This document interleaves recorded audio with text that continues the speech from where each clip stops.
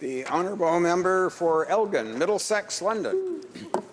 Mr. Speaker, I am proud to rise this evening to discuss my question from December 9th regarding the Prime Minister's use of taxpayers' dollars for 2 nannies to care for his 3 children.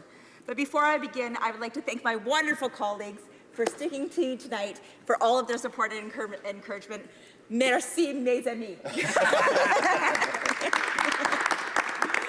I want to state that at the outset that I do understand the Prime Minister's needs for childcare, and I do not want to negate that fact. However, throughout the 2015 election, he campaigned against the universal childcare benefit, and he said he would donate any monies received through the universal childcare benefit to charity. He stated numerous times, both in this chamber and during the recent election, that the childcare benefit should not go to rich families like his. Then immediately after the election, without consultation with Canadians or Parliament, he backpedaled and decided instead that a rich family like his should indeed have childcare paid for by Canadians. Mr. Speaker, I understand that the Prime Minister has a special budget to pay for these types of household expenses, and I do respect that.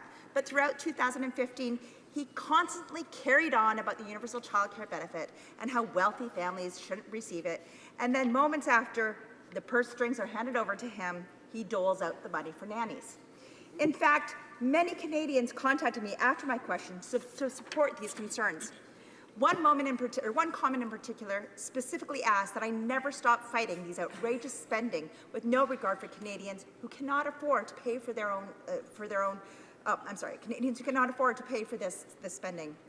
As a member of the official opposition, I will continue to hold the government to account for the spending and misspending of taxpayer dollars. I will continue to work on behalf of my constituents and all Canadians to ensure that this government is held accountable. As members of Parliament, we must not waste taxpayers' money.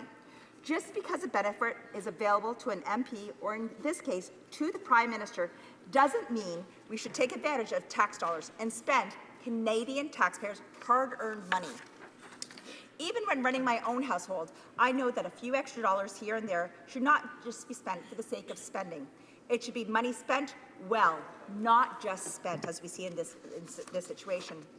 The Prime Minister's lack of accountability is more apparent each and every day. Whether it's his campaign promise that deficits would be no more than $10 billion per year for the next 3 years, which we now hear may be $30 billion for this fiscal year alone, or that we should balance, or he'll have the budget balance by 2019, or that the debt to GDP ratio would go down every year, or that the promised refugees resettlement plan that has not now ballooned to $50,000, the Prime Minister is clearly unable to keep his promises. How can Canadians trust this government and this Prime Minister to manage the country when they have proven that they will say and promise one thing and they will do something completely opposite? We as elected officials must respect taxpayers' dollars. Promising and campaigning on one thing, then doing another is totally in disrespect of the taxpayers' dollars. As my colleague, the member for Battle River Crowfoot, asked earlier this week in the House, why is the Liberal plan to spend, spend, spend? Thank you.